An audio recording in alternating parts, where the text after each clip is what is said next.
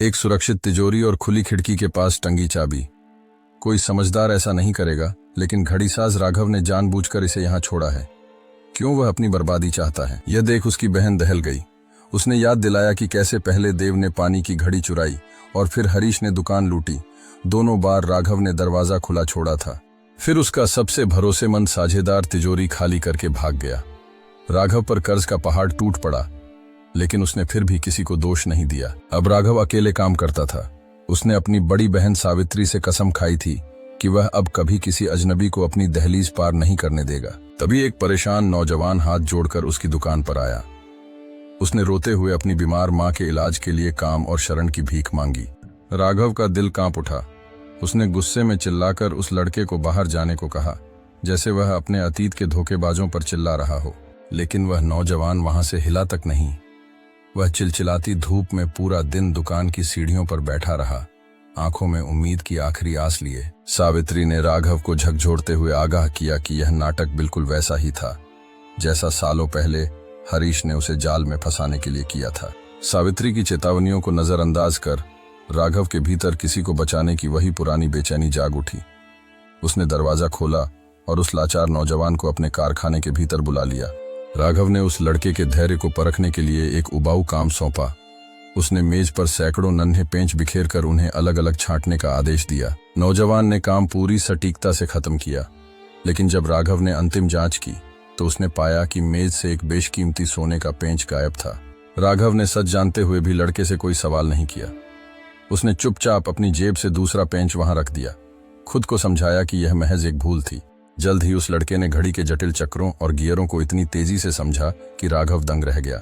उसकी इस प्रतिभा ने राघव का भरोसा और जीत लिया। एक दोपहर जब सब आराम कर रहे थे, सावित्री ने चुपके से उस लड़के को राघव की निजी तिजोरी और नक्शों को टटोलते हुए रंगे हाथों पकड़ लिया। सावित्री ने तुरंत राघव के पास जाकर उस लड़के को नौकरी से निकालने की मांग की। उसने इस चोरी छिपे ताका झांकी को लड़के के बुरे इरादों का पक्का सबूत बताया, लेकिन राघव ने लड़के का पक्ष लेते हुए कहा कि सच्चे हुनरमंद अपनी जिज्ञासा नहीं रोक पाते। उसने सावित्री को ही शक्की और जरूरत से ज्यादा संदेही करार दे दिया। राघव ने अपने जीवन का सबसे बड़ा रहस्य उस लड़के के सामने खोल दिया।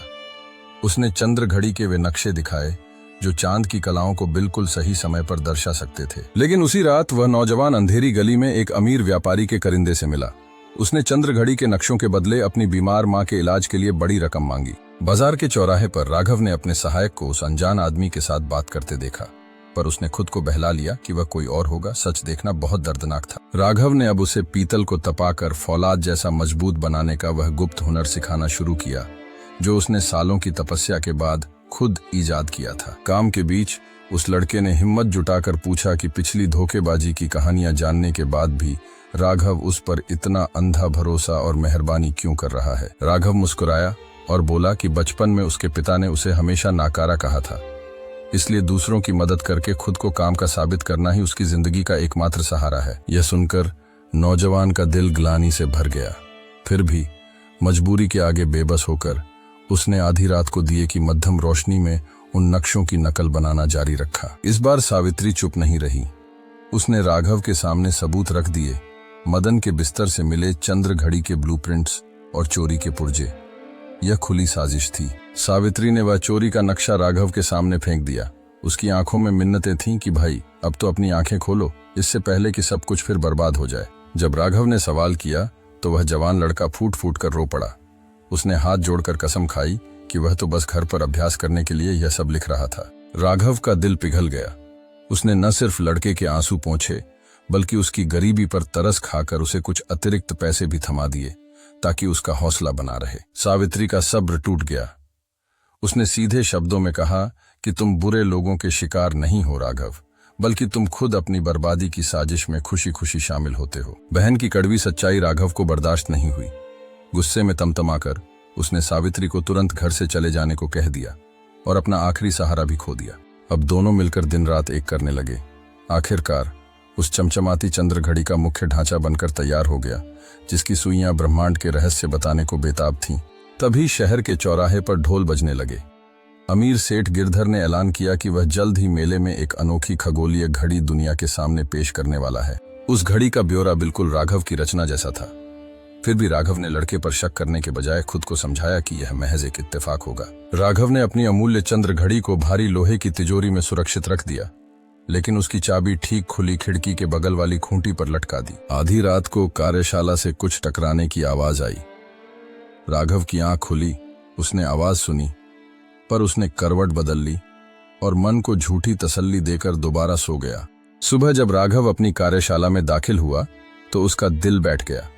तिजोरी का भारी दरवाजा खुला हुआ था, चंद्र घड़ी गायब थी और वह चाबी भी खूंटी पर नहीं थी। भागकर वह माधव के कमरे की तरफ गया, लेकिन वहां सन्नाटा था।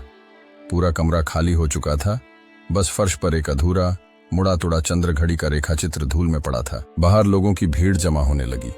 वे सब राघव की सादगी पर हंस रहे थे और ताने दे रहे थे कि उसने तीसरी बार एक ही जाल में फंसकर खुद को तबाह कर लिया। इस तमाशे के बीच सावित्री वापस लौट आई। उसने अपने भाई को कोई उलाहना नहीं दिया, बल्कि चुपचाप घुटनों के बल बैठकर रोते हुए राघव के कांपते कंधों को थाम लिया। राघव एक गहरे अवसाद में डूब गया। उसने खाना पीना छोड़ दिया और फटी आंखों से दीवार को ताकते हुए मानने लगा कि उसके पिता की कही हर कड़वी बात सच थी। अंततः इस अंतहीन दर्द को मिटाने के लिए उसने एक जलती हुई मशाल उठा ली।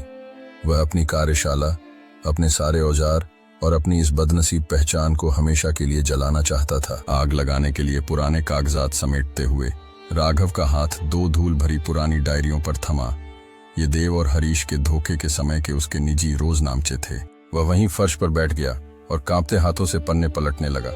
12 साल और 6 साल पहले लिखे खुद के ही शब्द आज उसके सामने चीख रहे थे। दोनों डायरियों को अगल बगल रखकर पढ़ते हुए राघव के चेहरे का रंग उड़ गया। अतीत के उन पन्नों में एक ऐसा भयानक सच छुपा था जिसने उसे झकझोर कर रख दिया। उसने लिखा था कि हरीश के सामने उसने खुद चाबी खुली छोड़ी थी और देव की गुप्त मुलाकातों की 3 चेतावनियों को जानकर भी अनदेखा किया था। सब कुछ लिखा हुआ था। राघव को समझ आया कि ये 3 अलग गलतियां नहीं थीं। हर बार उसने खुद ही चोर के लिए दरवाजा खुला छोड़ा था। उसने खुद अपना तमाशा बनने का रास्ता साफ किया था। कड़वा सच सामने था। वह अवचेतन मन से चाहता था कि लोग उसे लूट लें ताकि वह पीड़ित बनकर बेचारा बना रहे और कामयाबी की भारी जिम्मेदारी से बच सके। एक शांत और नई समझ के साथ राघव ने जलती हुई मशाल को बुझा दिया। अब उसे गुस्सा नहीं, बल्कि आत्मग्लानि से मुक्ति चाहिए थी। उसे माधव से आखिरी बार मिलना था। राघव सीधे सेठ गिरधर की हवेली पहुंचा। मेले की तैयारियों की आपाधापी का फायदा उठाकर वह चुपके से हवेली के पिछले हिस्से से भीतर दाखिल हो गया। हवेली के भीतर सेठ गिरधर गुस्से में माधव पर चिल्ला रहा था। चोरी की गई चंद्र घड़ी मेज पर बेजान पड़ी थी, क्योंकि वह आखिरी गणितीय सूत्र के बिना चल ही नहीं सकती थी। तब राघव को एहसास हुआ कि उसने आखिरी गणना का कागज कभी तिजोरी में रखा ही नहीं था। वह पर्चा तो सुरक्षित रूप से उसी के कुर्ते की जेब में पड़ा हुआ था। तभी अचानक माधव की नजर आंगन में खड़े राघव पर पड़ी। वह डर कर भागा नहीं, बल्कि गहरी आत्मग्लानि और शर्म से बुरी तरह कांपते हुए वहीं जमीन पर घुटनों के बल बैठ गया। राघव ने उससे कोई शिकायत नहीं की। उसने शांत आवाज में माधव से कहा कि वह नगर के बाहर बने पुराने पत्थर के पुल पर मिले, जहां वह उसे आखिरी सूत्र सौंप देगा। पुल पर माधव रोते हुए माफी मांगने लगा। उसने बताया कि सेठ गिरधर ने उसकी बीमार मां को इलाज के बिना सड़क पर फेंकने की धमकी दी थी, इसलिए वह मजबूर था। राघव ने गहरी सांस ली और कहा, मैं तुम्हें दोषी नहीं मानता। मैंने तुम्हें चुना ही इसलिए था क्योंकि मैं जानता था कि तुम जरूरत पड़ने पर चोरी जरूर करोगे। उसने माधव को समझाया कि कैसे वे दोनों अपनी लाचारी का नाटक खेल रहे थे। राघव पीड़ित बनकर सहानुभूति बटोर रहा था और माधव अपनी गलतियों पर पर्दा डाल रहा था। पर इस बार राघव ने मसीहा बनने से मना कर दिया। उसने वह सूत्र माधव को नहीं दिया और कहा कि अब उसे अपनी चोरी के नतीजों का खुद सामना करना होगा। राघव ने सावित्री के सामने अपनी भूल स्वीकार की। उसने माना कि समस्या विश्वासघात नहीं, उसका अपना आत्मविनाश था। अब उसने अकेले मजबूत इरादे से दोबारा काम शुरू किया। बिना किसी बाहरी सहारे के राघव की अद्भुत चंद्र घड़ी पूरी हुई। इसकी पहली गूंज हवा में तैर गई। यह उसकी कला और आत्मनिर्भरता की पहली सच्ची जीत थी।